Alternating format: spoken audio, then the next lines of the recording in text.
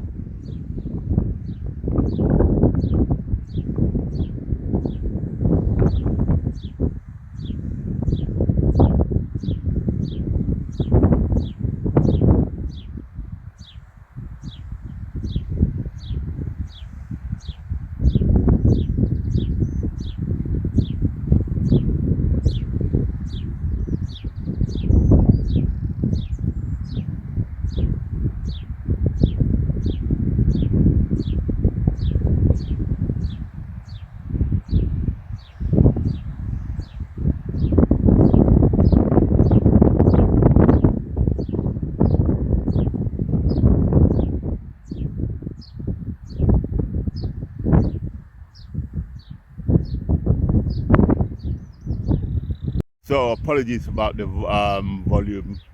I forgot my mic, and apologies for the late dropping of this post. As I explained, I was with my partner and she was doing the Edinburgh Marathon yesterday, so all the logistics over the past weekend has meant I couldn't drop this post on my regular time view. Anyway, what are we going to talk about today? Today we're going to look at some of the challenges I face in Lagos when I'm retired to Lagos for part of the year.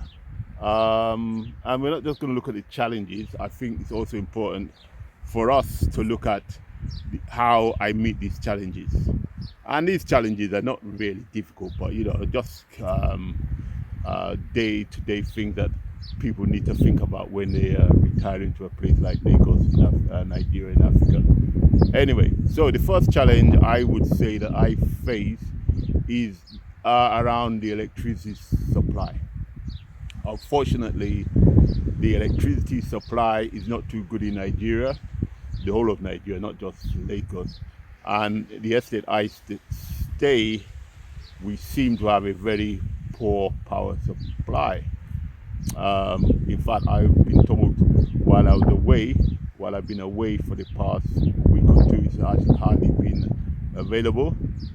And when I was there, sometimes it comes in the night, sometimes it comes in a day, sometimes we don't have it for nearly a day. But it seems a big problem, but it's not really, because I've met that by simply buying a solar power system. And this solar power system gives me 24 hours of electricity a day. Ensure that I have electricity for my fan, my lighting, my television, everything 24 hours a day, even the fridge. And at night time, when I turn most of the other appliances off, it allows me to use my AC in my bedroom. Some people have more powerful ones than me, and they can use the whole, the AC all throughout the day, but I don't really need it throughout the day. So although that was a problem, the solution was very easy. Get a solar power system.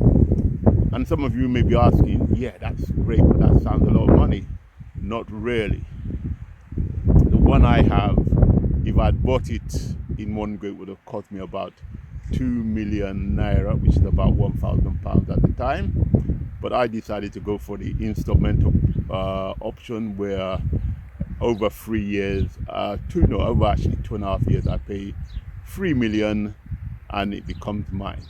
And that means I can make regular monthly payments and not, and even 3 million comes about over the period comes to about £1,500, which is not a lot. And then I have it, and it's guaranteed for 10 years anyway.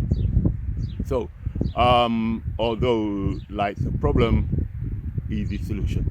Some people may say, why don't I use a generator? Well, apart from the fact that the estate I live, we're trying to ensure that we're not too noisy, so we're encouraged to use solar power, and I also believe it's better for the environment.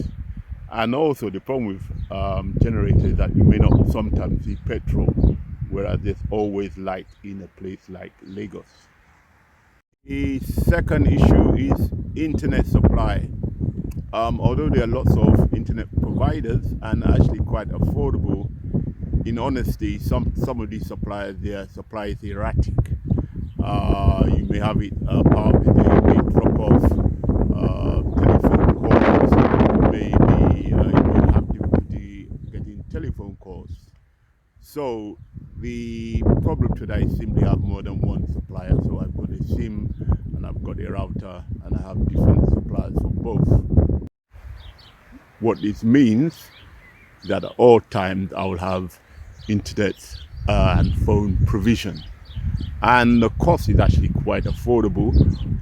Would point out, although they say some providers say unlimited, really it's not unlimited, but you get so many gigabytes anyway, you wouldn't be able to use them.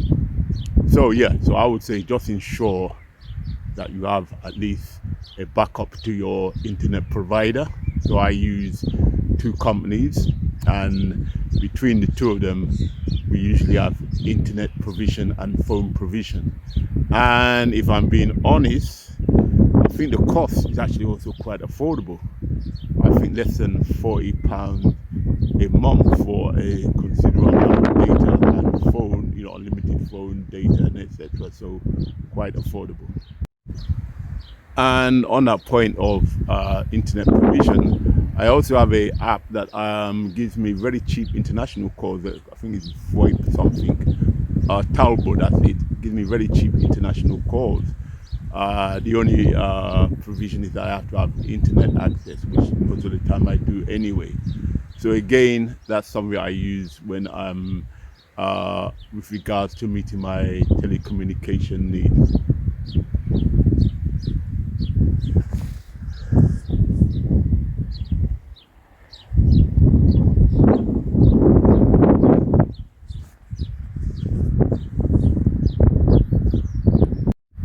Finally, I would say the last of my challenges, which is I'm being a bit fickle here, is my television entertainment. I do love, after a day out, a day enjoying myself, to relax with probably a cocktail or a nice gin and tonic, rum and coke, and watch the television. Unfortunately, Nigerian television is not too exciting. On the transition, the news is mainly, I don't know. But I like the news, but I also like a bit of entertainment with my telly. And I must admit, I'm probably a bit westernized. Some of my UK channels I like watching when I'm in Nigeria. And the solution to that is I bought a Amazon Fire Stick. I have a VPN subscription. Bingo! Plug my Amazon Fire Stick onto my smart television. Smart television in Nigeria, very wide screen one, cost me less than, believe it or not, cost me less than £150, very nice one. And with my VPN, I watch all my programs I'm used to when I'm in the UK. I also have a couple of internet subscriptions, Netflix and Showmax. So generally I get most of my series I like on telly. So that's how I meet that need. So all in all, these are my main challenges. There are a few more which I'll probably look at another time. But all in all, what I would say is that yes, there are quite a few challenges when somebody leaves the West to go to relocate back home in Africa. But a lot of these challenges can be met with not a lot of money, really, if we are very, if we are sort of solution focused, which I try to be. So, anyway, I hope you enjoyed this little post. Hope it gives you some ideas. And in probably in the next couple of weeks, I'll list a few more challenges and how they can be met to give you ideas of how you can meet these challenges if you come across them.